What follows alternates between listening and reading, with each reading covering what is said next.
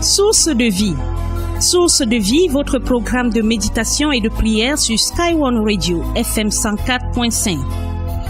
Tous les jours, de lundi à dimanche, de 5h à 6h, la parole du Seigneur éclaire notre journée.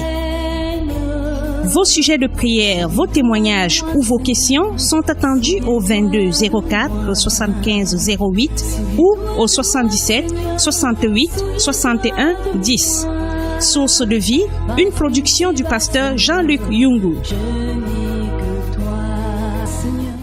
Seigneur notre Dieu, merci pour cette nouvelle journée, merci pour la grâce et la force, merci parce que tu es Dieu, merci parce que tu nous accordes, Seigneur, tes faveurs, tu nous soutiens pour que la vérité soit encore prêchée dans cette ville.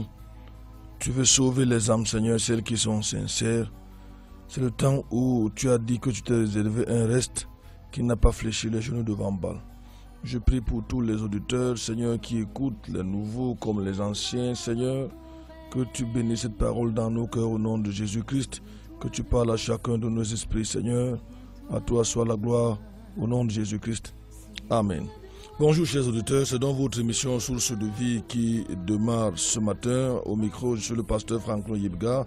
Merci à ceux qui disent bonjour depuis un certain temps, 80 environ, au 77 40 47 22, en bipant tout simplement. 77 40 47 22, à la technique, c'est notre cher roi Salomon qui touche les boutons de l'autre côté. Merci, que le Seigneur bénisse chacun de vous. Je salue tous les auditeurs de Source de vie. Je salue spécialement ce matin Achille qui m'écoute certainement, Madame Bénin et certains de nos amis de Surface de Vérité. Bonjour à tous les tontons, à tous les tatas. Bonjour à ma chère et tendre épouse, j'espère qu'elle écoute. Si elle écoute avec le pasteur Curtis, qu'elle lui transmette mon bonjour. Bonjour à tous ceux qui se préparent à l'adorer le Seigneur ce matin en esprit et en vérité. Bonjour à ceux qui nous écouteraient de l'étranger. Un bonjour spécial également à Madame Yungu qui certainement se sent seule après le voyage de monsieur. Que Dieu la bénisse au nom de Jésus. Bonjour à nos chers lecteurs et lectrices. Un bonjour spécial également au Papa Dominique, l'un des fidèles des fidèles. Matabita, Pauline, Brigitte et j'en passe Madame Nyamsi. Que le Seigneur vous bénisse au nom de Jésus. Nous allons chanter ce matin le cantique numéro 180. Et la lecture se trouve dans le livre de Tite, ce matin, chapitre 1, verset 10 et le verset 11. Tite, chapitre 1, verset 10 à 11. Merci pour vos bonjours. Ceux qui le font en bipant tout simplement 77 40 47 22. La voix du Seigneur m'appelle, prends ta croix et viens, suis-moi. Je réponds, Sauveur fidèle, me voici, je suis à toi. Jusqu'au bout, je veux te suivre dans les bons, les mauvais jours. À toi pour mourir et vivre, à toi Jésus pour toujours.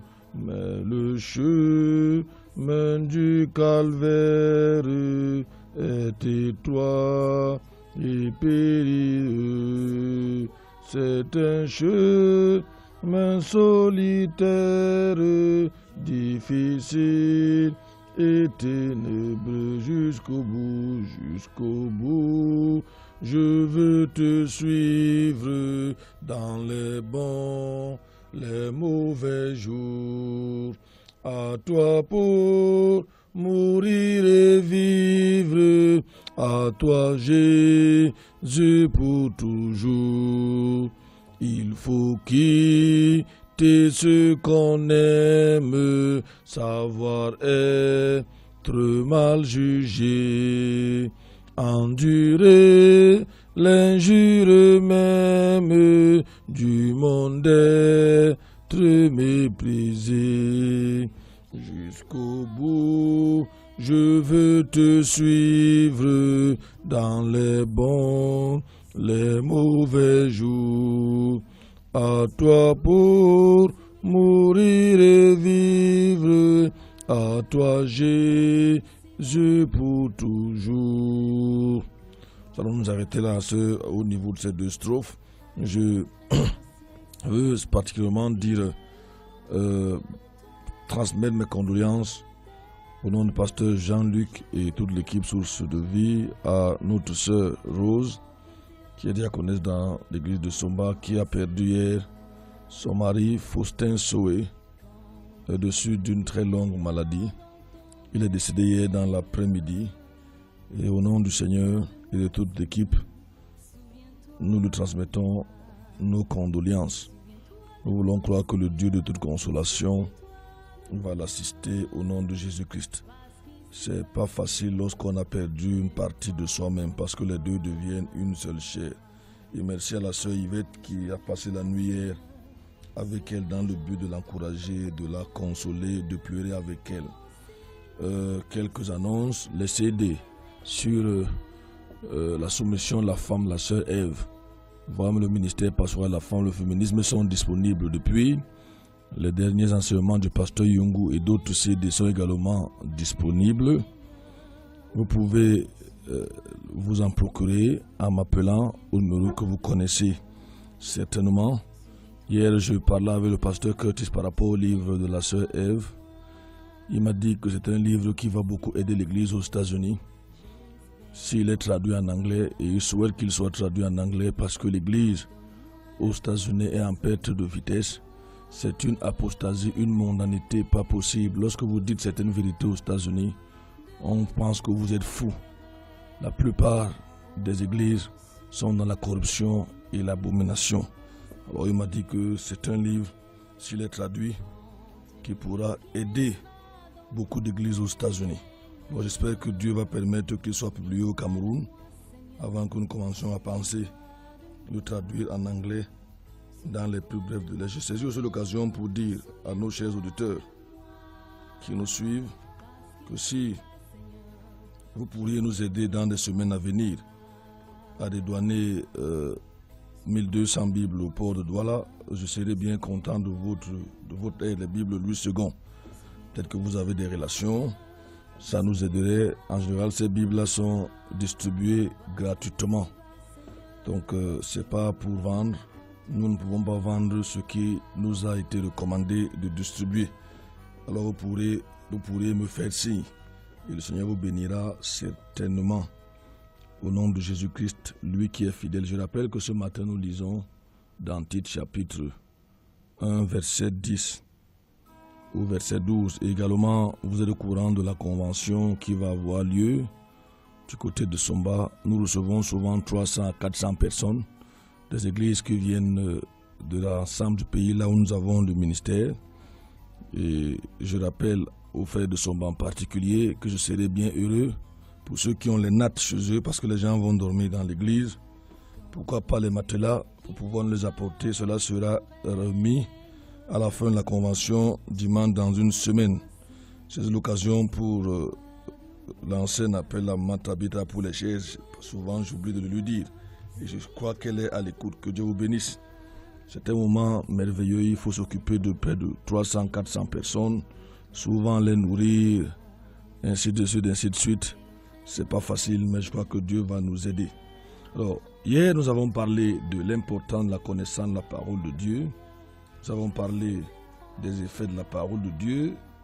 Comment est-ce que ça peut nous apporter ou ça nous apporte le succès. Nous avons parlé de l'effet mental et physique de la parole de Dieu. Nous avons parlé de la guérison physique de la parole de Dieu. Ensuite, nous avons abordé juste quelques thèmes. Nous avons parlé de ce que la parole de Dieu produit dans notre âme. Nous avons insisté sur le fait que chaque chrétien, pour ne pas être détourné, détruit par les faux prophètes, devrait connaître sa Bible, la lire tous les jours. Et souvent, il est encouragé de demander aux frères de lire leur Bible au moins une fois l'an, entièrement de Genèse à Apocalypse. Ce matin donc, j'avais dit hier qu'il y a 2 jours, le pasteur Jean-Luc avait posé une base ici, comme un chapitre, un enseignement de transition par rapport à ce que nous sommes dit il y a 2 ou 3 semaines qu'on devrait, peut-être même un mois, enseigner ici à la radio, à savoir les faux prophètes. Alors je crois que je vais directement entrer dans ce sujet. Hier, ayant parlé de la parole de Dieu qui nous permet de discerner le bien et le mal, je vais donc entrer directement dans ce thème. C'est vrai que nous l'avons développé ici l'année dernière ou il y a 1 an et demi, je ne me souviens plus. Mais l'apôtre Paul disait, je me lasse de vous répéter les mêmes choses, car cela vous est salutaire. Et les scientifiques disent que la répétition est la mère des sciences. Et Paul dit, je me lasse de répéter les mêmes choses, car cela vous est salutaire. Et le thème ici que j'ai sous mes yeux, les faux prophètes, véritable danger pour le corps de Christ. Les faux prophètes, véritable danger pour le corps de Christ. Nous parlerons du mot séduction, nous parlerons de cette séduction comme étant l'arme fatale des faux prophètes. Nous parlerons de l'évangile de prospérité, le plat de résistance des faux prophètes. Théo me disait encore hier que je ne suis pas aimé ici en ville. Je dois d'abord dire une chose. Lorsqu'on prêche contre l'adultère, vous êtes fâché. La raison est simple. Vous êtes dans l'adultère. Sinon, ça ne devrait pas vous embêter quand on dénonce l'adultère ou la fornication. Quand on dénonce la corruption, vous êtes mal à l'aise, vous vous fâchez, vous réagissez. Parfois même vous insultez les gens qui parlent contre ces choses-là. C'est parce que vous êtes vous-même, vous êtes dedans un homme dangereux. Et vous ne voulez pas changer ce qui est grave. Et je rappelle déjà que nous prêchons ici pas parce que nous visons qui que ce soit. Nous prêchons parce que nous voulons rester sur la parole de Dieu et éclairer les quelques rares enfants de Dieu qui sont à Yaoundé et peut-être ailleurs, qui aiment encore sincèrement Dieu. Voilà notre véritable raison. C'est pour ça que nous souffrons, nous endurons parfois le manque de sommeil pour venir ici. Tout à l'heure, je voyais à peine à 1-2 mètres de moi à cause d'un brouillard épais. Je me suis demandé si on pouvait pas aller heurter une voiture quelque part. Mais nous acceptons tout cela. Nous nous battons même souvent pour être à jour par rapport aux frères ici, avec l'aide des auditeurs bien sûr. Parce que nous voulons, notre souci n'est pas que les gens fassent de nous des stars. N'est pas que les gens viennent nous donner de l'argent. Dieu nous soutient, il nous aide. Et quand il veut que les auditeurs nous soutiennent, il touche le cœur de ceux même qu'on ne connaît pas. Et cela est comme un parfum de bonne odeur. Notre souci est que les gens connaissent la vérité. Et Jésus a dit, vous connaîtrez la vérité et la vérité vous affranchira. La raison est simple. L'âme d'une personne est tellement importante qu'elle a coûté de la vie au Fils de Dieu, à Dieu fait chair. Alors nous ne pouvons pas nous amuser avec cela. Peu importe ce que les gens pensent de nous. Peu importe ce qu'ils disent, nous, les malédictions que nous subissons, les insultes, les menaces. Vraiment, ça nous laisse sincèrement désirer. Notre vie ne dépend pas d'un homme, elle dépend de Dieu. Et lorsque les voix d'un homme plaisent à Dieu, il lui donne la faveur. Parce que quand nous prêchons, nous dénonçons, nous disons ce que la Bible dit, les gens prennent ça comme une affaire personnelle, surtout les faux prophètes, au lieu de se repentir et de changer. Les mains de Dieu sont encore tendues vers la terre et ces mains-là, c'est Jésus-Christ. Évidemment, quand je parle des faux prophètes, des faux docteurs, ils ne sont pas seuls, ils ont toujours leurs complices. Et ils se partagent, comme on dit au Cameroun, le gombo. Matthieu chapitre 24, verset 11. Ils séduiront beaucoup de gens. Ce qui frappe en lisant ce passage, ce n'est pas le fait qu'il y aura des faux prophètes ou des faux docteurs, qu'ils feront des miracles et qui séduisent des gens, c'est le mot beaucoup. Matthieu 24, verset 11. Ça veut dire qu'une grande foule va suivre les faux pasteurs, les faux docteurs, les faux serviteurs de Dieu. Je vais beaucoup me répéter aujourd'hui dans le but d'impartir en vous ce que je veux dire. Matthieu 24, verset 11. Ils séduiront beaucoup de gens. Je répète, ce qui nous frappe en lisant ce passage, ce n'est pas le fait qu'il y aura beaucoup de faux prophètes, des faux docteurs, des faux serviteurs de Dieu. Ce n'est pas le fait qu'ils vont faire beaucoup de miracles, mais c'est que beaucoup de gens vont le suivre. En général, les gens suivent plus les faux que les vrais. Nous verrons pourquoi. En fait, la vérité pour les gens est dure à avaler. Ils n'aiment pas la vérité. L'homme en général est la vérité. Il la déteste. Il nous a dit que c'est pour cela qu'ils ont crucifié Christ. Par ce mot, nous comprenons que des foules seront préalablement entraînés derrière les faux prophètes. Jésus avertit ses disciples, ceux qui croient en lui, de se tenir sur leur garde, de peur qu'ils ne soient séduits à la fin de temps. Jésus leur répondit, prenez garde que personne ne vous séduise. Matthieu chapitre 24, verset 4. La séduction est un danger contre lequel Jésus nous met en garde, surtout pendant les derniers temps. C'est la première chose que Jésus signale parmi les signes qui vont précéder son avènement. Ça veut dire que la séduction sera de taille. Il dit même qu'à un niveau, l'iniquité sera tellement grande que beaucoup de chrétiens vont se refroidir. La séduction fait partie donc des armes du tentateur. Il l'a utilisée contre Jésus dans 3 domaines en particulier. On peut le lire dans Matthieu chapitre 4, verset 8. Ici, le diable promet au Seigneur le pouvoir, la richesse, la prospérité des biens matériels et terrestres de ce monde, la gloire du monde. Ne voyez-vous pas que c'est la caractéristique des faux pasteurs, des faux docteurs? Ils font exactement la même chose que leur père, le diable. Ils vous promettent la gloire du monde, ils vous promettent les mariages, ils vous promettent les voyages, ils vous promettent les visas, ils vous promettent la richesse. Ils vont jusqu'à dire qu'un chrétien ne doit pas être pauvre. Alors que Jésus a dit clairement que vous aurez toujours les pauvres parmi vous. Ils vont plus loin dans leur folie jusqu'à dire que s'habiller avec la friperie, c'est la malédiction. Et ils disent que, mais qui, vous savez qui a porté cet habit? Je vous dis une chose, en entrant dans un taxi, le siège là où vous asseyez, vous savez qui s'est assis là avant vous? Pourquoi vous entrez dans ce taxi? Les exemples sont légion.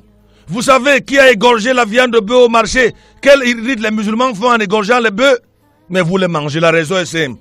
Tout est sanctifié par la prière et la parole de Dieu. Que Dieu nous aide. Que Dieu nous aide.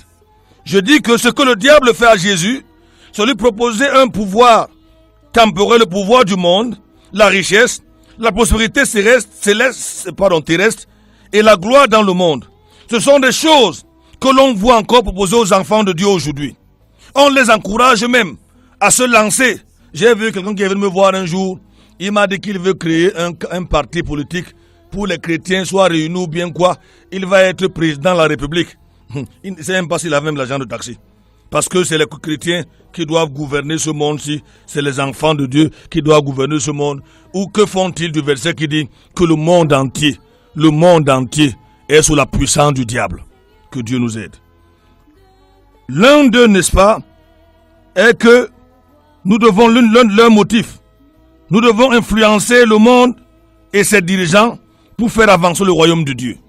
Je rappelle, je l'ai dit ici il y a quelques mois, voire années, 1 ou 2 ans, que avant même que le président Gbagbo ne tombe, j'ai dit à plusieurs frères qu'il ne pourra pas tenir. Comme c'est les faux pentecôtistes qui remplissent la gloire du monde, je les appelle comme ça, j'assume, qui entouraient Laurent Gbagbo, on ne lui a pas dit la vérité et j'ai pitié de lui aujourd'hui. On ne lui a pas dit, ces pasteurs pentecôtistes, il faut le dire, qui l'entouraient, ne lui ont pas dit que le pouvoir, notre royaume n'est pas de ce monde. Ils ont plutôt fait les déclarations prophétiques en lui demandant de rester, que Jésus devait le défendre, descendre du ciel et combattre pour lui. Je me souviens d'un leader ou d'un chrétien qui m'a dit ici que la guerre en Côte d'Ivoire, c'est la guerre entre Jésus et Satan. Si c'était vrai, Satan aurait donc vaincu. C'est malheureux pour ces gens parce qu'ils cherchent des millions. Combien sont allés ici voir le feu président Bongo, je connais même des noms, lui demander de l'argent et faire des prophéties sur lui pendant qu'il était malade. Ils ont tellement fait des gaffes au Gabon, je ne donne pas leur nom ici, que au Gabon aujourd'hui, sauf miracle, quand vous ouvrez votre passeport, vous avez écrit pasteur, vous n'entrez pas. Ils sont tentés de frapper le feu président Bongo. D'autres ont laissé les enfants au Gabon. Ils ont détruit les familles. Je me souviens de la famille d'un député qui est aujourd'hui ministre qui a chassé sa femme à cause d'un faux prophète, d'un faux docteur ici, qui règne même en ville. Heureusement que son règne est en train de tirer vers sa fin. Parce que tous les faux prophètes, n'est-ce pas, ont un temps. Dieu va les mettre de côté un à un. Et nous le voyons. Que Dieu nous aide. Les faux prophètes dont parle le Seigneur ne sont pas seulement ceux qui donnent des fausses prophéties, mais plutôt ceux qui apportent un enseignement opposé à l'évangile dans sa simplicité. Pour les voir, vous devez remplir les audiences. Pour les voir, parfois vous achetez les badges VIP. Vous achetez des tickets 5 000, 10 000, 20 000. Ils ne sont pas humbles, ils veulent dépouiller ceux qui craignent le Seigneur. Et la raison est simple, les serviteurs de Dieu ne sont plus respectés. Je m'arrête un peu. Hier, je causais avec ce visiteur. Je lui ai demandé, pasteur, souvent quand on voyage, au moins je loue Dieu pour le Cameroun, en particulier, et pour l'Afrique en général. Parce que quel que soit le cas, il y a encore une petite crainte de Dieu. Je vais dire, pour utiliser le langage un peu païen, la peur de Dieu dans les cœurs de beaucoup de Camerounais. Parce que le chrétien craint Dieu, mais le païen, lui, il a peur de Dieu. C'est deux choses différentes. Alors, il a remarqué, je voyage dans presque tout le pays. Presque tout le pays. Je suis régulièrement en route pour prêcher l'évangile du Seigneur. Donc, il a remarqué plusieurs fois, parfois la nuit à minuit au nord, les policiers nous stoppent ou les militaires. Je me présente, parfois je donne ma carte d'identité et tout de suite, même si je sais que les hommes en tenue sont très corrompus, tout de suite, ils me donnent le café et ils me laissent passer. Alors je lui ai demandé, est-ce la même chose chez vous aux États-Unis? C'était hier ou avant-hier. Il m'a dit qu'aux États-Unis, que vous soyez pasteur ou prédicateur, on s'en fout de vous. Il lui a demandé, mais pourquoi les États-Unis qui nous ont amené l'évangile, le réveil dans le monde? Il a dit que la raison est simple. Les prédicateurs de prospérité qui sont dans les télévisions, qui ont escroqué, ruiné plusieurs personnes, ils sont devenus riches. Certains, comme Creflo Dollar, a environ 80 voitures dans son parking. Il doit avoir 1 ou 2 avions. N'en parlons pas de Benny Hinn dont on pourra parler pendant cette période-ci. N'en parlons pas de TD Jakes qui sont ce qu'on appelle One-S. Ils ont fait en sorte que on ne respecte plus les pasteurs aux États-Unis parce qu'on sait que ce sont des escrocs, ce sont des frappeurs, des vendeurs de l'évangile. Il dit que vous le dites, on s'en fout de vous. Il n'y a même pas de respect envers les hommes d'église. Je suis resté tranquille. Je me suis dit dans mon cœur, le Cameroun, avec tout ce que les pasteurs font aujourd'hui, nous sommes en train d'aller à ce niveau. À qui la faute? On voit seulement le diable. On ne voit pas ce qui se passe dans nos milieux nous-mêmes. Un frère me disait encore hier qu'on ne doit pas dénoncer les faux pasteurs à la radio. On doit les laisser tranquilles. Mais finalement, qui va savoir qui est qui? Quand il y a un scandale, ça touche toute l'église. Tout le monde est sali, alors que cela n'a rien à voir avec nous. Quand ils tombent dans les adultères, dans la fornication, tout le monde là-dedans, quand ils escroquent, on met tout le monde dans cette liste. Que Dieu nous aide. Nous prêchons l'évangile et le Seigneur nous accorde la grâce de défendre cet évangile. Le but du diable qui inspire les faux prophètes, c'est de détourner les gens du Seigneur, de sa parole, afin de les entraîner à la recherche des biens terrestres et des satisfactions immédiates qui comblent la nature charnelle. On les entend prophétiser, parler dans des radios. Bientôt, tu vas marcher dans une voiture climatisée. Bientôt, tu vas voir ta propre voiture. Bientôt, tu vas voyager. Bientôt, ton blanc arrive.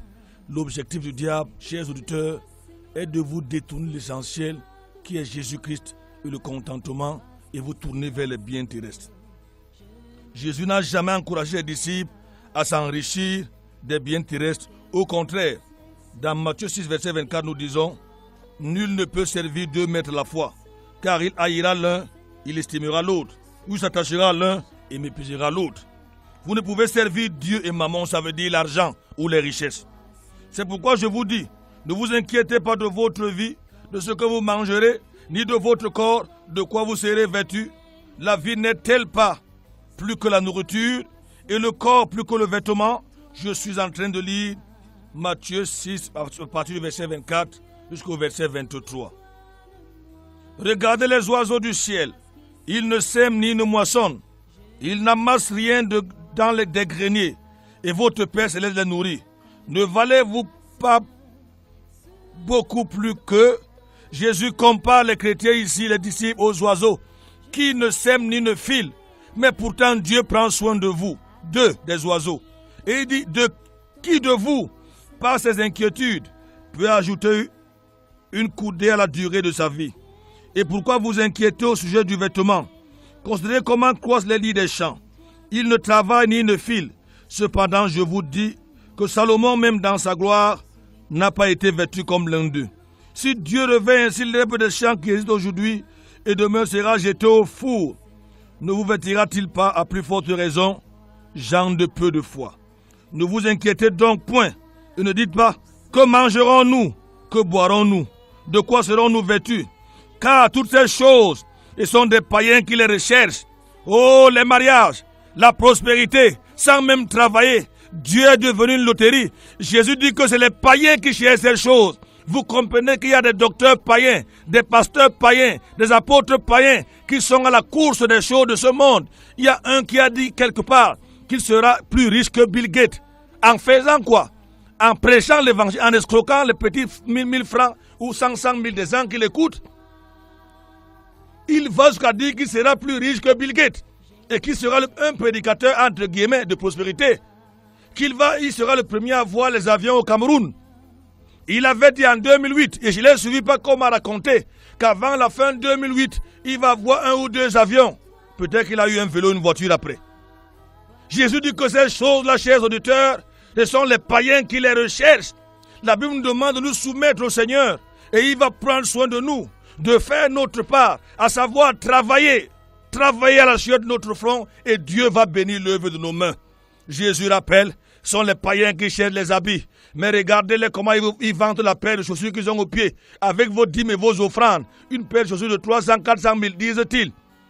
Il y a un qui a même dit qu'il va aller acheter une paire de chaussures de son ordination. Là où on achète les chaussures des ministres. Quelle honte! Avec votre argent que vous avez travaillé dur.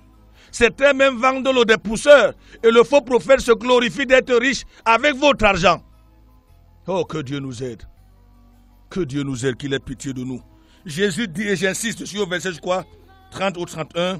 Il dit, ces choses de la terre là, ce sont les païens qui les recherchent. Cherchez premièrement le royaume de Dieu et sa justice, et tout le reste vous sera donné par-dessus. La priorité pour un enfant de Dieu, c'est la sainteté, c'est la pureté, c'est une vie qui est agréable au Seigneur. J'aime ce verset qui dit, fais l'Éternel tes délices, il te donnera ce que ton cœur désire. Autrement dit, tu dois d'abord avoir une bonne relation avec Dieu avant de penser à ce que Dieu peut te donner. Et Dieu n'a pas promis aux chrétiens la richesse. Il a plutôt promis le pain quotidien. Comprenons-nous. Si vous avez des moyens, gloire à Dieu. Dieu est capable de bénir ses enfants. On sait qu'il y a des frères qui ont assez de moyens. Mais si vous recherchez les choses de la terre, vous êtes malheureux, vous n'avez rien compris. Que Dieu nous aide. Le Seigneur n'a jamais cherché un pouvoir politique pour influencer la génération. Il a dit au gouvernement romain de Pilate, dans Jean chapitre 18, verset 36, les faux prophètes sont champions pour chercher à plaire au gouvernement du monde. Ils sont devenus des griots des gouvernements. Ils sont toujours en train de parler politique, en train de flatter, parce qu'ils savent que si le gouvernement fouille dans leur vie, ils ne sont pas innocents. Alors il faut flatter le gouvernement, il faut flatter le président, il faut flatter les ministres. Ils mettent leurs affiches partout. Au lieu qu'on voit les affiches des candidats à la présidence, c'est eux qu'on voit. Ils sont devenus, je ne sais pas, l'eau minérale. Ils sont devenus la publicité je ne sais pas, de la bière. Ils n'ont pas toujours des visages beaux, croyez-moi. Croyez-moi.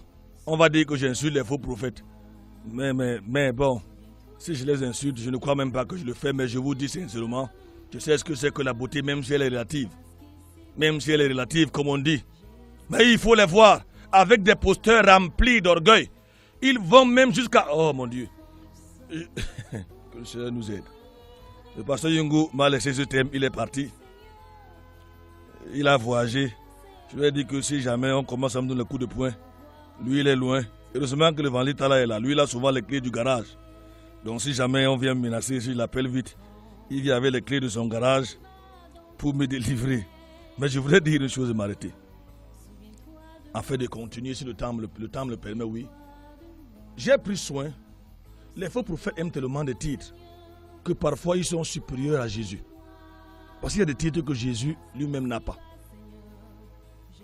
J'ai lu, et je vous exhorte à le faire. J'ai lu le livre de Josué, chapitre 6, je crois, chapitre 5, le verset 14. J'ai fouillé ce verset dans au moins 8 ou 10 versions de la Bible. Jésus est présenté, parce que c'est de lui, c'est la théophanie, ça veut dire l'apparition physique de Jésus avant sa venue sur la terre. Il se présente là comme étant le chef de l'armée de l'Éternel.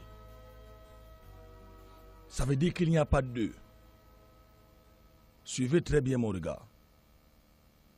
Et quand j'ai lu la version King James du même livre de Josué, chapitre 5, du verset 13 au verset 14. Là, il dit qu'il est le capitaine de l'armée de l'Éternel.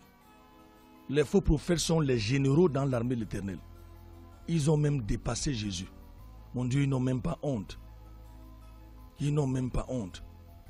Jésus, lui, il est le capitaine. Et d'ailleurs, il y a un cantique qui dit que je chantais quand je venais de me convertir il y a près de 20 ans. Je vais le répéter, même si je ne me souviens plus. Je l'ai chanté qu'une fois dans une église. J'étais venu par hasard à Yaoundé à l'époque là. Il se chante ainsi. C'est la victoire, merveilleuse victoire, à jamais dans les chaînes du péché.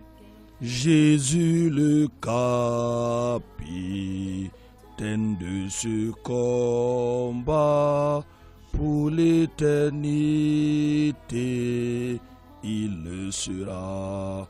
Le cantique dit pour l'éternité, Jésus sera le capitaine de notre armée, de l'armée de Dieu, de notre combat. C'est pour ça qu'il est capable de nous soutenir. Les faux prophètes l'ont dépassé, ils sont devenus des généraux. Malheureusement, les gens les suivent. Malheureusement, quel blasphème. Que Dieu ait pitié de nous.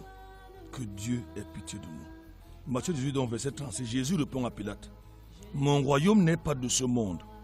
Si mon royaume était de ce monde, mes serviteurs auraient combattu pour moi, afin que je ne fusse pas livré aux Juifs. Mais maintenant, mon royaume n'est point d'ici-bas. Et ils vous disent que votre royaume est sur la terre, en arrachant les mariages, en arrachant les villas. Il y a un faux prophète, oh Dieu, ils peuvent amener certaines personnes à perdre leur vie. Ils prenaient les frères que je connais au niveau du côté de la foire et ils sortaient souvent à minuit, 2 heures. Ils les fait marcher pieds nus pour arracher les villas. Les villas qui sont dans cette zone-là. J'ai demandé à ces frères, ils sont 3. Je leur ai demandé, frère, si on tirait sur vous du côté de l'ambassade des États-Unis, vous alliez dire quoi?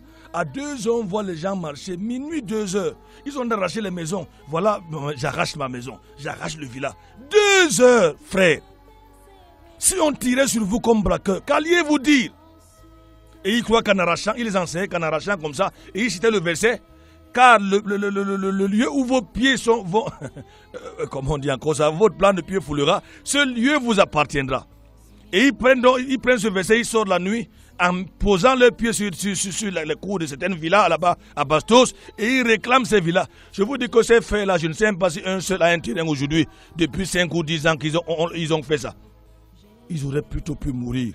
Jésus nous dit que notre royaume ou son royaume n'est pas de ce monde. Notre maître a toujours exhorté ses disciples à rester humbles. Matthieu 9, verset 35. Alors il assit, appela les 12 et leur dit, si quelqu'un veut venir à moi, si quelqu'un veut être le premier, il doit être le dernier. Il doit être le serviteur de tous. Malheureusement, les faux prophètes ne sont pas les serviteurs des chrétiens. Ils ne servent pas, mais ils sont des patrons. Vous pouvez passer des mois, voire des années pour obtenir un rendez-vous. Parfois, pour les voir, c'est plus compliqué que voir un ministre. Si vous n'avez pas une enveloppe qui pèse lourd, parfois des séances vont de 10 000 à 500 000 pour rencontrer le prétendu homme de Dieu. Notre maître a toujours exhorté ses disciples à être humbles. C'est pourquoi quiconque se rendra humble comme ce petit enfant sera plus grand dans le royaume de Dieu. Matthieu 18, verset 4. Le vrai serviteur de Dieu n'a pas besoin des titres. Il est faux, leur caractéristique, c'est les titres. Parce qu'il veut la gloire du monde. Il passe de pasteur. J'ai suivi un chant ici haut, que Dieu nous aide. J'ai même cité ce chant dans la version révisée du meilleur secret de Dieu. On dit à quelqu'un, tu étais chrétien, après chrétien, tu es devenu pasteur, et après pasteur, tu es devenu docteur. Te voilà aujourd'hui, tu es couronné et devenu apôtre. Oh mon Dieu, quelle folie, quelle hérésie. Vous avez vu ça où dans les Écritures? Jésus dit, pour être un bon pasteur, vous devez servir les autres. Vous devez être même le dernier. C'est ça le mystère du royaume de Dieu. En descendant, en vous humiliant, Dieu vous élève. Marc chapitre 9, verset 35. Et j'ai également lu Matthieu 18, verset 4. Jésus leur dit, les rois des nations les maîtrisent et ceux qui les dominent sont appelés bienfaiteurs. Qu'il n'en soit pas de même parmi vous. mais que le plus grand parmi vous soit comme le plus petit, et celui qui gouverne comme celui qui sert. Luc chapitre 22, verset 25. Luc 14, verset 10. Nous lisons les versets pour qu'on ne lapide pas. Même si on lapide, est-ce qu'on a le choix? Ce n'est pas nous qui disons la parole de Dieu. Nous lisons la parole de Dieu. Luc chapitre 14, verset 10. Mais lorsque tu seras invité, va te mettre à la dernière place, afin que quand celui qui t'a invité viendra, il te dise, mon ami, monte plus haut. Alors cela te fera honneur devant tous ceux qui seront à table avec toi. Luc 14, verset 10. Mais les faux prophètes aiment les premières places. Ils sont assis souvent devant, dans des canapés, je ne sais pas, Louis 18 ou 40 ou Louis combien, et ils sont là-bas comme de véritables seigneurs. Vous avez l'impression que vous avez face à vous un salon de l'aéroport VIP, dans tout leur orgueil. Non, Jésus n'a pas enseigné ce genre de choses. Quand on vous invite, cherchez la dernière place. Cachez-vous. Et ça, le serviteur de Dieu, il ne veut pas se faire voir. Et peut-être lorsqu'on vous découvre là-bas derrière, c'est là qu'on reconnaît que vous êtes. Jésus dit, on vous amène à table, là vous serez plutôt honoreux. Honoré. Lorsque Jésus dit, renoncez, soyez humbles, les faux docteurs disent, cherchez l'argent, ayez les visas, ayez les voitures, votre miracle arrive. Jésus lui, il dit, renoncez, soyez humbles, soyez simples. Les faux prophètes disent, devenez riches, enrichissez-vous. C'est pour ça qu'il prie toujours. Quand quelqu'un appelle au téléphone, j'ai un problème, il ne cherche pas à savoir si tu es impudique, adultère, si tu es frère ou pas. Il relâche seulement la bénédiction, entre guillemets. Alors que la bénédiction de Dieu est suivie par une obéissance. Il ne cherche. J'ai suivi des femmes parfois appelées. Je vis avec un homme et il m'a abandonné. Il relâche la bénédiction. Vraiment, j'ai avorté, il relâche la bénédiction. Mais ce n'est pas possible. Ces gens-là ne se soucient pas de votre âme, qui est pourtant tellement précieuse aux yeux de Dieu que Jésus a donné sa propre vie. Que Dieu nous aide. C'est le message des faux prophètes semble être inspiré des Écritures parce qu'ils prennent toujours 2 ou 3 versets avant de commencer à raconter leur vie, leur expérience et leur témoignage. Mais ce sont des passages choisis pour tromper les gens, pour les séduire. Jésus dit, ils viennent à vous en vêtements de brebis. Ça veut dire quand vous les voyez, vous avez l'impression par leur bavardage qu'ils sont des serviteurs de Dieu. Ils ont des vêtements de brebis. Vous avez l'impression qu'ils sont doux et tendres en les voyant. Mais Paul les décrit comme étant les discours des séducteurs. Vous voyez, quand on parle de séduire, vous flattez quelqu'un, vous le faites miroiter. C'est un peu comme nous attrapons souvent les souris chez nous. Qu'est-ce qu'on fait pour attraper les souris? Quand il y en a trop. Malheureusement, les faux prophètes vous ont enseigné que les souris, les cafards sont les démons, sont les sorciers. C'est ainsi qu'on voit les gens dans les témoignages où les souris sont venus chanter et mourir au salon. Quelle folie, les gens acceptent n'importe quoi. Nous, ce qu'on fait, et actuellement, il n'y a plus une seule souris chez moi. Je n'ai pas appelé les faux prophètes. Qu'est-ce qu'on fait des souris, chers auditeurs? On achète soit la rata. Voilà ce que le diable fait des chrétiens. Et les faux prophètes, ces agents font. Le jour-là, même si tu es foiré, tu vas acheter la sardine. Même si elle coûte cher. Tu achètes la sardine ou une bonne nourriture, même si c'est une cuisse de poulet, tu la sacrifies. Lorsque la souris passe, elle sent une odeur pas possible. Elle dit certainement, mon maître, même aujourd'hui. Nous le faisons aussi souvent pour les attrape-souris. On met un appât formidable. À distance, la souris n'est plus en paix, même dans son trou. Et elle se dit en elle-même, enfin, on dit souvent dans cette maison que je suis un voleur. Mon maître a pensé à moi et aujourd'hui c'est la fête. Pendant que tu dors, la souris est très contente parce que tu as pensé à elle. Elle s'en va vers la trappe-souris. Elle veut prendre ce morceau de poulet ou de sardine. Même si ça te pince dans le cœur, tu sais qu'en retour, tu vas finir avec cette souris-là. Pendant qu'elle vient peut-être en dansant, et vous comprenez mon langage, en chantant, en disant que mon patron ou mon maître même aujourd'hui, la pièce à souris, clac, au niveau de la tête. Souvent, elle écrase le crâne et c'est la queue qui reste bougée. C'est ce que les faux prophètes du diable font. Ils vous font miroiter un message que vous aimez. Vous allez devenir riche. Votre mariage arrive. Pendant ce temps, l'argent ne fait que du mieux dans votre poche et dans votre compte. En général, n'écoutez pas les mensonges. Ceux qui donnent leur argent, la bande de reçoit vient en retour. En général, n'écoutez pas souvent les complices. Voici une histoire vraie. Ici en ville, Je l'ai suivi. Les gens viennent souvent nous faire des confidences parce qu'ils savent qu'on parle à la radio. Un faux prophète va louer quelqu'un au quartier. Il lui donne l'argent. Il lui demande de jouer au paralytique. Il est venu avec les béquilles à la conférence là. Subitement, il dit maintenant je vais prophétiser. Les gens vont commencer à marcher. Voilà que le monsieur avec les béquilles là, comme ils font beaucoup de bruit avec des posters, sa voisine était venue, c'est parce que sa voisine est dans la salle. Il se met à rouler par terre, à crier, wow, wow, wow, à faire beaucoup de bruit. Après, il se lève, on dit qu'il a marché. Sa voisine qui raconte l'histoire va le voir, lui dit, mais n'est-ce pas, je te connais au quartier, comment tu peux faire une chose pareille? Il dit que c'est dur, on m'a promis l'argent et j'ai accepté l'argent. Ces gens-là sont capables de tout. Que Dieu nous aide. Le fait d'attirer les foules n'est pas un critère absolu de la vérité. Dans une ville de Samarie, il y avait un personnage très important sur le plan du monde qui attirait les gens vers lui, mais c'était un magicien. C'était un sorcier. Lorsque l'évangéliste Philippe prêcha, par exemple, on nous a dit que les gens l'avaient suivi, mais ces gens qui le suivaient ne cherchaient pas la parole de Dieu au départ, d'autres cherchaient des miracles. Nous savons que dans le monde, certains événements peuvent aussi attirer des milliers de gens.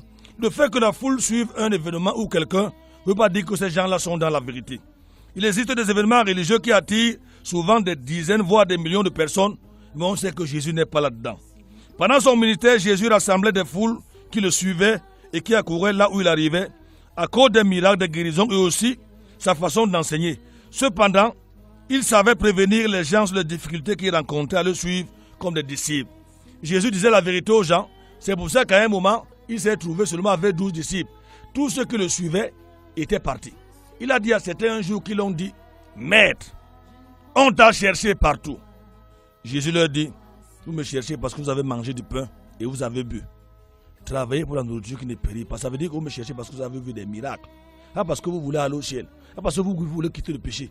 Pas parce que vous voulez quitter la montagne. Vous me cherchez parce que vous voulez les miracles. Vous voulez aller en France. Vous voulez les visas. Et les faux prophètes savent cela et ils vous donnent alors ce que vous voulez pour tuer votre âme. Il y a un qui a dit, « Oh Seigneur, jusqu'où ils vont arriver? L'ambassade qui va te refuser le visa va être fermée au nom de Jésus. » Les gens ont dit Amen. Il y a un autre qui disait, pour montrer combien il est puissant, qu'un jour il a trouvé Jésus en train de prier avec sa femme. Il a dit à Jésus, « Qu'est-ce que tu fais là? Retourne dans ton ciel vite. » Un autre dit qu'il y avait une femme qui n'avait pas d'enfant et il a prié pour cette femme. Il a dit, Dieu, donne-lui un enfant, sinon plie tes bagages et fous le camp du ciel au nom de Jésus. Et il dit, la femme a eu un enfant. Et les gens ont applaudi, ils ont couru donner l'argent. Frère, ce ne sont pas des choses qu'on invente, je vous en prie. C'est grave dans les églises. Quand nous disons ici à Sky One, à Surface de Vérité, que sur 10 églises de réveil, 8 sont les faux, sur 180, les gens se fâchent contre nous. Les gens nous maudissent, ils nous lapident. Mais nous devons accepter la vérité pour changer. Jésus a dit, vous connaîtrez la vérité et la vérité vous affranchira. Que Dieu nous aide. Luc chapitre 14, verset 25, il est écrit, de grandes foules faisaient route avec Jésus. Il se retourna et leur dit, si quelqu'un veut venir à moi, s'il ne hait son père, sa mère, ses frères, ses enfants et ses sœurs, et même sa propre vie, il ne peut être mon disciple. Verset 25. Et quiconque ne porte pas sa croix et ne me suit pas, ne peut être mon disciple. Jésus s'y rappelle que pour le suivre, il faut le préférer même à son père, à sa femme, à ses enfants. Donc Jésus doit être le premier et le dernier dans notre vie. Et ensuite il termine avec, nous devons porter la croix. La croix est un synonyme de souffrance, de persécution, de haine. Écoutez, si les hommes du monde vous aiment, vous êtes tout sauf un chrétien. Si les mondains sont à l'aise avec vous, vous êtes tout sauf un disciple du Seigneur. Jésus a dit malheur à vous lorsque tous les hommes diront du bien de vous. Les hommes ne disent du bien en général que des faux qui les trompent, qui les ruinent et qui prennent leur argent. Que Dieu nous aide. Le Seigneur savait qu'un jour, parce qu'il ira jusqu'au bout du chemin en portant sa croix, beaucoup de disciples allaient l'abandonner parce que les gens ne veulent pas les difficultés, la souffrance dans leur corps. On veut une vie facile. On veut que tout, je ne sais pas, tout homme soit servi sur, je ne sais pas, on dit un plateau d'argent et autres. Jésus n'a pas enseigné ce genre de choses. Que Dieu nous aide. Voilà la première partie, chers auditeurs, de l'enseignement sur les faux prophètes. Je crois qu'on a introduit hier et avant-hier avec le pasteur Jean-Luc. Que Dieu nous aide au nom de Jésus-Christ. Nous allons nous attarder demain, évoluer avec le mot séduction. Matthieu 24, verset 4 à 5. Seigneur notre Dieu, je prie que tu ouvres les cœurs de tous les auditeurs. Tu as dit, vous connaîtrez la vérité, et la vérité vous affranchira. Nous n'avons pas, Seigneur, en particulier, un problème avec qui que ce soit. Mais nous avons un problème avec ceux qui corrompent l'évangile du Christ. Parce que tu as payé de ta vie pour que nous soyons sauvés aujourd'hui. D'ailleurs, un cantique dit, savons-nous le prix d'une âme? Cherchons-les.